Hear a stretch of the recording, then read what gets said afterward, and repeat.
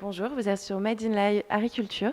Nous sommes aujourd'hui en présence de Bénédicte Vidor, la directrice du site salondumanuscrit.fr, un nouveau concept lyonnais d'édition participative. Bonjour Bénédicte. Alors est-ce que vous pouvez nous expliquer le concept de salondumanuscrit.fr? Le salon du manuscrit.fr est à l'origine le salon du manuscrit tout court, puisqu'en fait le site est une vitrine d'une réalité déjà existante sur Lyon, sur Clermont-Ferrand et sur Marseille, où nous avons des lecteurs qui se sont organisés, qui ont créé des groupes de lecture, des clubs, qui se sont donc organisés pour lire les manuscrits que les auteurs déposaient. Pourquoi ? Pourquoi ? Tout simplement parce qu'un auteur, lorsqu'il travaille, il travaille tout seul. Il est dans sa tour d'ivoire et que le seul retour qu'il ait, c'est l'éditeur qui va lui dire « je prends » au miracle, ou pour la très grande majorité des cas, qui va lui dire « je ne prends pas », sans toutefois lui expliquer pourquoi. À l'exception donc de la famille proche ou des amis, qui sont toujours très aimables et qui vont dire à l'auteur « Ah, c'est génial ce que tu fais », mais sans retour. Donc voilà, l'intérêt, c'est qu'il y ait un retour, tout d'abord, anonyme. Et cet anonymat va garantir une certaine objectivité de la lecture et des commentaires qui sont faits à l'auteur.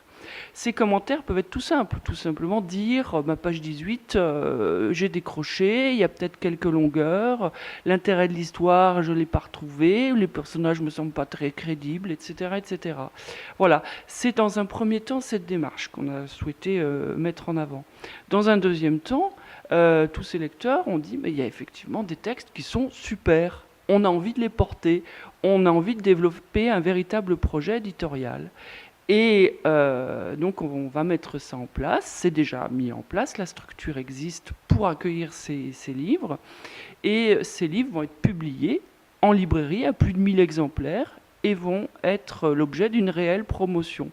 Il ne s'agit pas de publier sur une petite vitrine sur Internet en disant bah, c'est génial, vive l'autocongratulation, on est tous super contents et tous les amis qui m'aiment viennent cliquer. Non, il s'agit de faire un vrai livre en respectant la chaîne du livre dans son intégralité qui va de l'auteur au lecteur, mais en passant par une réelle sélection et en assurant une réelle promotion.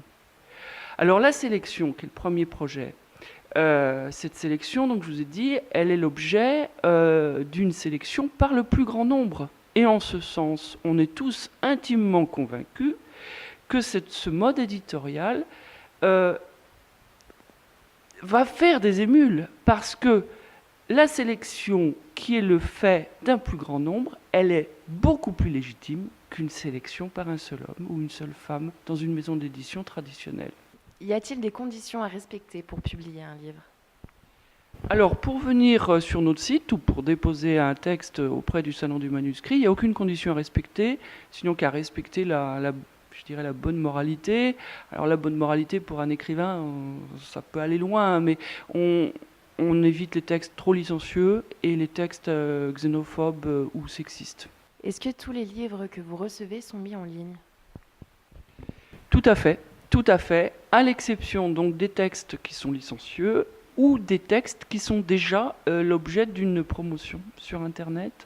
C'est-à-dire que tous les textes qui ont été auto-édités et qui se sont un petit peu pris dans la toile d'araignée du web, avec des formules magiques, des propositions extraordinaires faites par des structures éditoriales peu scrupuleuses, celle-là, on ne peut pas en assurer la promotion sur notre site. Nous, on est là pour faire un véritable travail avec l'auteur, lui donner un retour et éventuellement le publier. Donc on va pas mettre en ligne des textes déjà auto-édités. Voilà. Sachant par ailleurs que l'auto-édition ne propose pas de propriété intellectuelle et que l'auteur peut se dégager de certaines structures éditoriales à compte d'auteur ou d'auto-édition, que je ne citerai pas, et il peut effectivement déposer ce même texte, mais en format PDF, sans code ISBN, pour être technique, sur le Salon du Manuscrit. Avez-vous déjà des auteurs dans votre ligne de mire ou des auteurs qui ont déjà été publiés? Vous savez qu'en France, une personne sur 4 écrit. c'est considérable. On est le pays où il y a le plus de gens qui écrivent. Donc la richesse, le patrimoine littéraire, il est garanti. Il est là, il est sous nos pieds. Par contre, il faut le faire éclore.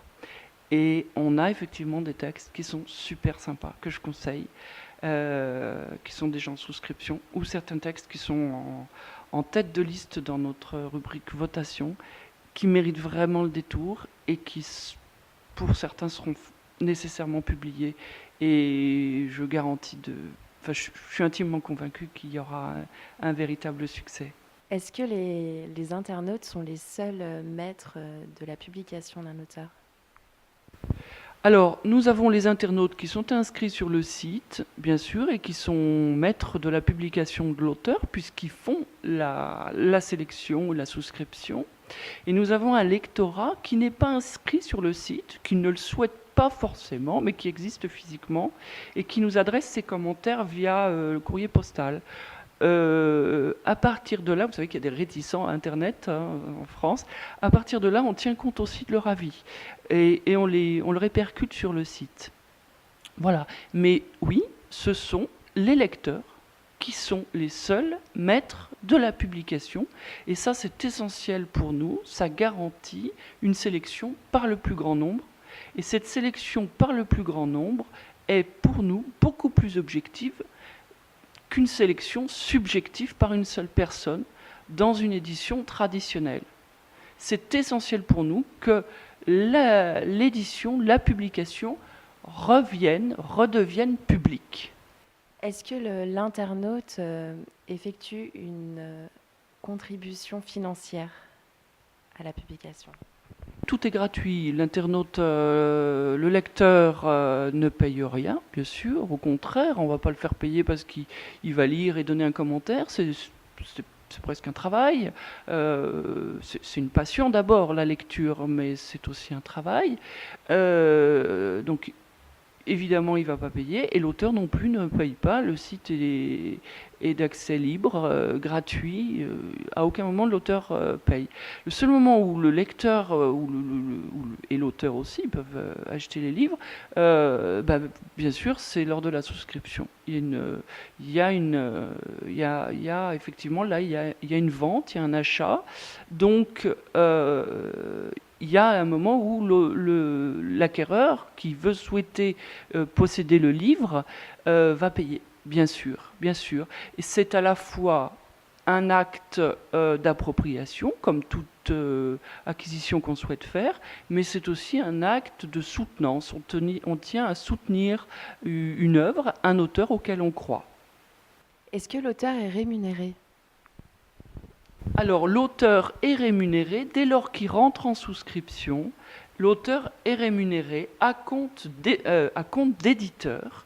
Nous achetons la propriété intellectuelle de l'œuvre et nous rémunérons notre auteur à hauteur de 10%, comme dans toute maison d'édition traditionnelle.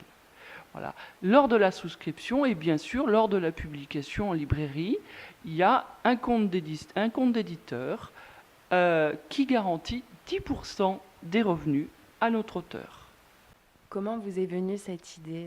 Alors moi, j'avais 20 ans dans les années 85-90 et j'ai trouvé qu'il y en avait un petit peu marre, ras-le-bol de cette autocratie de l'éditeur ou du producteur de musique. Et il m'avait semblé que la sélection par le plus grand nombre était beaucoup plus démocratique. Donc, c'est une idée qui a germé. Et par ailleurs, je suis moi-même auteur. Et le parcours du combattant, parce que c'en est un, de l'auteur est épouvantable. Déjà, un gros regret qu'il n'y ait pas de retour qui soit fait par les éditeurs. Et voilà, souhaitant avoir la possibilité d'être lu moi-même, avoir la possibilité d'être sélectionné par le public. Voilà, mais j'ai mis le concept en place, tout simplement. Est-ce qu'il y a un genre de littérature privilégié ? Oui, on privilégie la fiction. La biographie ne nous intéresse pas, franchement. On privilégie donc la fiction et éventuellement la poésie, sachant que la poésie peut être un art qui... Je suis très étonné des textes poétiques qu'on reçoit de l'Afrique francophone. il y a là une forme d'écriture qui est extrêmement poétique. Et là, oui, je pense que ça nous intéresse beaucoup. Fiction, poésie, voilà. Dans la fiction, donc évidemment, tout ce qui est personnage imaginaire, voilà, science-fiction, polar, tout ce qui est romanesque. Voilà. Et la poésie, j'y tiens aussi parce qu'effectivement, on a des formes d'écriture qui sont canadiennes, belges, suisses ou maghrébines, qui sont extraordinairement belles, et donc il faut leur laisser une place. Et comment avez-vous mis en place Salon du manuscrit.fr? Alors le salon du manuscrit.fr a été mis en place donc suite à ces regroupements de lecteurs. Donc il y a véritablement une réalité physique, charnelle de la chose. Et évidemment, grâce aux technologies actuelles d'Internet, ça favorise la possibilité d'échanger, de croiser d'autres avis, de croiser le fer aussi un petit peu avec d'autres opinions. Et donc, ça donne une plateforme absolument extraordinaire, chose que l'on n'a pas dans le cadre physique. Et on peut éventuellement avoir des lecteurs ou des auteurs qui viennent de pays autres que la France. Donc on touche toute la francophonie et on a déjà des auteurs québécois, des lecteurs africains ou belges ou suisses. Donc c'est une chance, une possibilité absolument extraordinaire. Grâce au web, on peut enfin développer une édition de type participative, mais au sens noble du terme. Et ben écoutez, on saisit cette chance et on espère que ça va marcher. En tout cas, c'est bien parti. On vous remercie d'avoir répondu à nos questions et on vous souhaite le meilleur pour salon du manuscrit.fr. C'est moi qui vous remercie. Je vous remercie de m'avoir invité.